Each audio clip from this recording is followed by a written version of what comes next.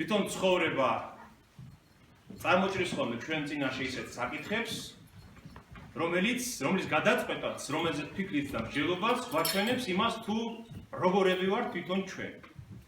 მე მინდა დღეს ერთ საკითხზე გესაუბროთ, რომელიც წარმოიჭრა საქართველოში, ჩვენ სამშობლოში და ეს ძალიან მნიშვნელოვანი საკითხი. ლაპარაკი იმაზე, უნდა ისჯებოდეს თუ არა სახელმწიფოში რელიგიური შეურაცხყოფა. რელიგიური გრძნობების შეურაცხყოფას უნდა სჯიდეს თუ არა სახელმწიფო. ცდილობენ, გარკვეული ჯგუფია, რომელიც ცდილობს, რომ შემოიტანოს ახალი კანონი, რომელიც დააწესებს სასჯელს, ანუ ჯარიმას, რელიგიური გრძნობების შეურაცხყოფაზე. არა მარტო მართლმადიდებლებზე არ არის ლაპარაკი. რელიგიურ გრძნობებზე საერთოდ, ვისაც ყველა სხვა რელიგია. შეიძლება თუ არა ამის გაკეთა. ამაზე მსჯელობა ის რაც ჩვენ საზოგადოებაში მიმდინარეობს, გვაჩვენებს ჩვენს სარწმუნოების ხარისხსაც. ხარისხსაც გვიჩვენებს, როგორი რელიგიურები ვართ მართლა ჩვენ. როცა ვლაპარაკობთ რელიგიური გრძნობების შეურაცხყოფაზე და ეს არის ჩვენი სადარდებელი. ჩვენი არა, მაგრამ გარკვეული ჯგუფის რომ რელიგიური გრძნობები არავინ შეგვილახოს. არის კი რელიგიური გრძნობები რელიგია. არის კი გრძნობები რელიგია, აი ამას ეს არის მთავარი საკითხი. მაგრამ მანამდე შეგახსენებ დღევანდელ სახარებას. თითქოს დღევანდელი სახარებას, აი ღმერთმა გვითხრა თავისი პირით სიტყვები ამ საკითხთან დაკავშირებით. და რა იყო დღევანდელ სახარებაში, რა წავიკითხეთ? იესო ქრისტე იდგა და ქადაგებდა რომ არ შეიძლება რომ ვერცხლის, ანუ ფულის მონაც იყოს კაცი და ღმერთის მონა ეუბნებოდა, ან ერთის მსახური უნდა იყოს, ან მეორეს მსახური უნდა იყოს. ქადაგებდა ხალხში. და იყვნენ ფარისევლებიც იყვნენ, იქ და უსმენდნენ, რომლებსაც ძალიან უყვარდათ ვერცხლი, ფული. და შეურაცხყოფდნენ მასო. აი ეს სიტყვა წერია. ქრისტეს უსმენდნენ და შეურაცხყოფდნენ. სხვა თარგმანში არის დასცინოდნენ მას. და მოუტრიალდა ქრისტე და უთხრა, თქვენ გონიათ რომ მართლები ხართ, მაგრამ ღმერთმა იცის თქვენი გული. აი ეს სიტყვები უთხრა.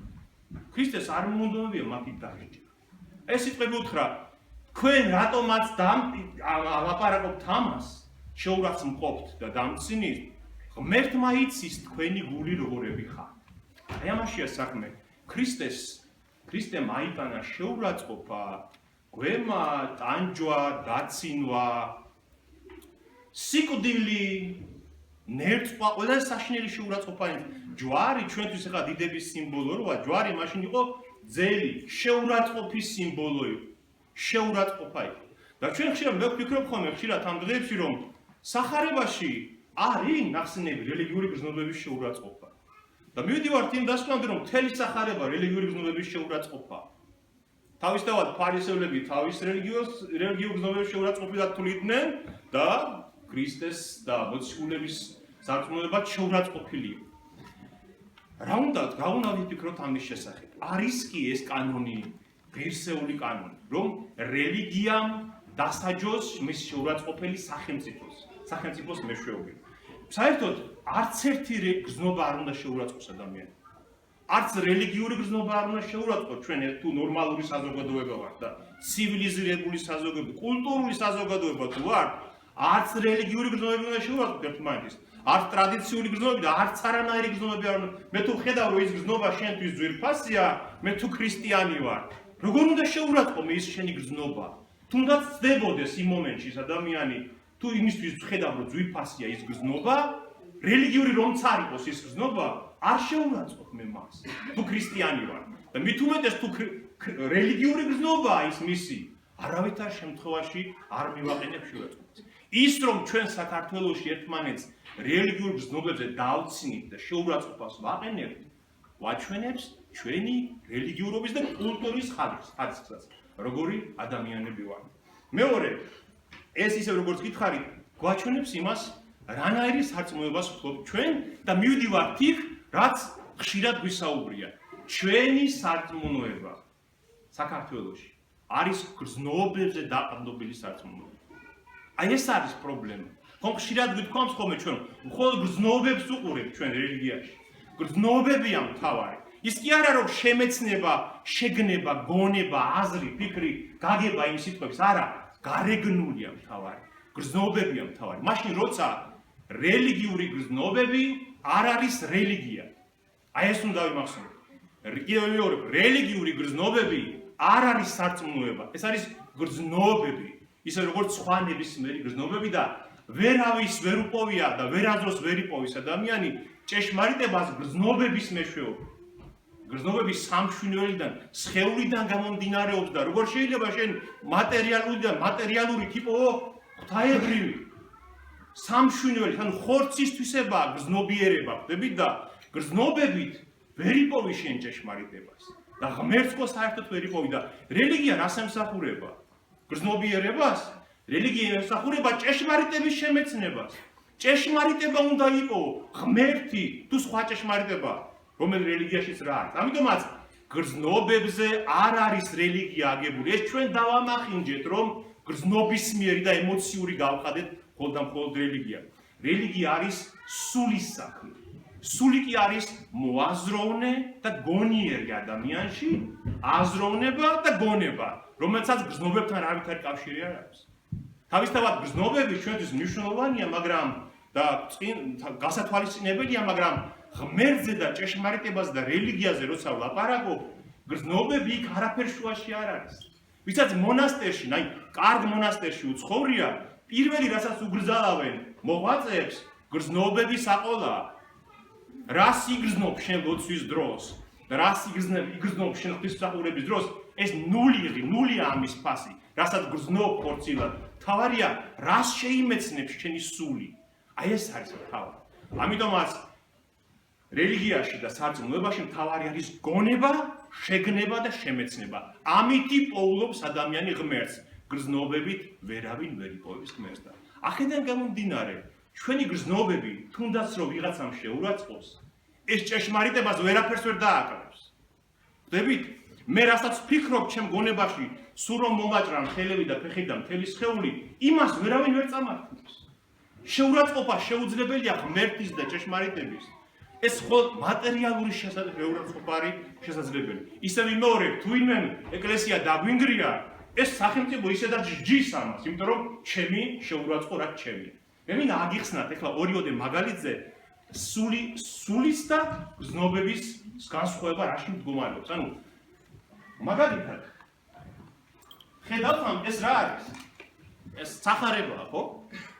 ეს სახარება ხო ალბათ უფრო მეტ გრძნობებს აღძრავს თქვენში, ვიდრე ეს სახარება. ესეც სახარებაა. რომელი უფრო დიდ გრძნობებს აღძრავს, ეს თუ ეს? ეს თავისთავად ოქროსფერია, დიდებულია, ხო? მაგრამ ჩვენ ორიენტირებული ამაზე კი არ უნდა ვიყოთ, რა დაშიზეს ეს სახარება. შიგრა წერია იმაზე უნდა ვიყოთ ორიენტირებული. ჩვენ რომ წაგვართვან ხვალ ეს სახარება, თქვა, დევნა დაიწყოს და რაღაცა თხის ტყავზე დაწერილი დაგვიტოვონ, იგივე მნიშვნელობა ექნება იმას ჩვენთვის თუ აზრი გვაქვს მისი გააზრება. ხვდებით რას გულისხმობ? ამიტომაც ეს გრძნობებს აღძრავს ჩვენში და დიდებულია და კარგია დასანახად თვალს ახარებს, ხო? მაგრამ ეს იგივე მნიშვნელობის არის ეს სახარება, როგორც ეს. მაგრამ აზრია მთავარი, რომელსაც გონება იგებს ამის. მეორე მაგალითი მინდოდა მეჩვენებინათ. საცეცხლური მაგალითი. საცეცხლურს რა შეიგრძნობთ? სურნელებას, ხო? ჟღარუნობს და რაღაცა კარგი დასანახია, ხო რა აკვირვებს გუდელი, მაგრამ შენ ამისი მნიშვნელობა თუ არ იცი, შინაგანი აზრობრივი მნიშვნელობა, კაპიკია ამ საცეცხლურის ფასი. მნიშვნელობა რა არის ამ საცეცხლურის, რომ როგორც ეს კეთის სურნელება ადის ზევით ხილულად, ჩემი ლოცვები ესევე ტყბილად უნდა ადიოდეს ღმერთამდე. ანუ ჩემი გონებიდან რაც გამოდის, ეს მახსენებს, ეს გრძნობისმიერი ნივთი მახსენებს იმას, რაც ჩემში უნდა ხდებოდეს აზრობრივად, ხვდებით? ლოცვის დროს. აი ესე უნდა ადიოდეს ჩემი სიტყვები და ჩემი სული უნდა ადიოდეს ღმერთამდე, ზევით, როგორც ეს საცეცხლური. ხვალ რომ წაგვართვან ჩვენ ახლა ეს საცეცხლური, მე თუ ამის მნიშვნელობა გააზრებული მაქვს ჩემში, ჩემი ლოცვები ისევე მიაღწევს ღმერთამდე, როგორც საცეცხლურით, თუ საცეცხლურის გარეშე. აი ამის თქმა მინდა. მაგალითად, როცა აღსარებას ამბობთ, აბსოლუტურად არ აქვს მნიშვნელობა ცრემლებს დაავრით თუ არა. თავარია გონები თუ გაქვს გააზრებული ის, რაც ჩაიდინე, იმის შედეგები. აღმითიეზოვება ახსარებთ. მაგალითად, როცა ჯვარს იწევთ, არავითარი მნიშვნელობა არ აქვს ჯვრის წერის დროს, სიხარული ჟრუანტელი გივლის თუ არა იმ ჯვრის წერის დროს. ეს გრძნობებია, რომელიც სამშვენელი და სხეულისა. თავარია შენ გააზრებული გაქვს თუ არა რას აკეთებ, რომ უკავშირდები ადამიანს სამუდამოდ იმ ჯვრის წერით. დებით, ამიტომაც რელიგია და სარწმუნოება არის გონება, ანუ სული, ანუ გონება, აზროვნება და შემეცნება არცის, რასაც ვაკეთებთ იმის. ხომ გასაგებია. ამიტომაც გრძნობებზე თუ დავაყრდნოთ ჩვენ სარწმუნოებას, გრძნობები ერთ დღეს გაქრება და დამთავრდება ჩვენი სარწმუნოება. ამიტომაც არ მეშინია მე პირადად ჩემი რელიგიური ბრწყალებში, ჩემი რელიგიური გრძნობების შეურაცხყოფის, რადგან ეს დღეს არის ხვალ არ იქნება, თავარია გონებაში რაც მაქვს, იმას ვერ წამართლებს ვერავინ. და დასასრულს მე გეტყვით კიდევ ერთ ადგილს სახარებაში, სად არის დაპირისპირება გრძნობის და გონების. როდესაც ქრისტე გეცემანის ბაღში ლოცულობდა და მის შესაბრობად რომ მოვიდნენ ჯარი რომ მოვიდა, ჯარისკაცები უდელთავრების ქრისტეს დასაჭერად ფაქტიურად და შეიპყრეს. რა მოხდა იქ? გახსოვთ რა მოხდა? პეტრე ვერ მოითმინა, ამოაძრო ხმალი, დაჰყრა ერთ-ერთ ჯარისკაცს და ყური ჩამოათალა და ქრისტემ უთხრა: "ჩააგე მახვილი ქარქაში, რადგან ვინც მახვილს აიგებს, მახვილითო მოკვდება." მეტი შეურაცხყოფა რა უნდა ყოფილიყო, რომ ქრისტეს მოკიდეს ხელი, როგორც ავაზაკი შეიპყრეს. პეტრემ კარგად იცოდა ქრისტემაც რაც მოელოდა მე შემდეგ სასამართლოზე შეურაცხყოფა, ცემა, ნერწვა და ალბათ სიკვდილი იცოდნენ ეს მათ, ხო? და ქრისტემ რა უთხრა? პეტრეს რა მოუვიდა? პეტრე ხა ვიღაცა იტყვის. იცით რომ პეტრემ შეიძლება არ იცოდა რომ ქრისტე ღმერთი იყო და ამიტომ მოუვიდა ეს. ადამიანურად იმოქმედა. პეტრემ იცოდა. პეტრემ ხო უკვე მანამდე აღიარა ქრისტემ რო კითხა შენ ვინ გონი ვარ და რა უთხრა პეტრემ? შენ ხარ ძე ცოცხალი ღვთისა. პეტრემ უკვე იცოდა რომ ის ღმერთი იყო. პეტრემ ისიც იცოდა რომ ქრისტემ უთხრა მას წინასწარ რომ იერუსალიმში მივდივარ და იქ მომელის ტანჯვა და მას უთხრეს არა უფალო, ეგ არ იქნება, ნუ მოხდება და მან უთხრა განვეთ ჩემგავ, როგორ არ აღვასრულო ისთვისაც მოვედ. ანუ პეტრემ ეს იცოდა. პეტრეს გონებით გააზრებული ჰქონდა ეს, მაგრამ რამ დაძლია პეტრეს? გრძნობამ დაძლია, რომ დაინახა მისი მოძღვარი როგორ შეიპყრეს და იმ გრძნობამ ამოაღებინა ის ხმალი და ჩაადენინა ის ცოდვა, რომ ყური მოაჭრა ადამიანს და ქრისტემ უთხრა ჩააგე მახვილი ქარქაში, რადგან არ შეიძლება რელიგიური გრძნობების გამო ვიღაცის ესე დაჟჯას ხელოვნება. ამიტომაც თუ ვართ ჩვენ ქრისტიანები, მოვიქცეთ ისე როგორც ქრისტე იქცეოდა.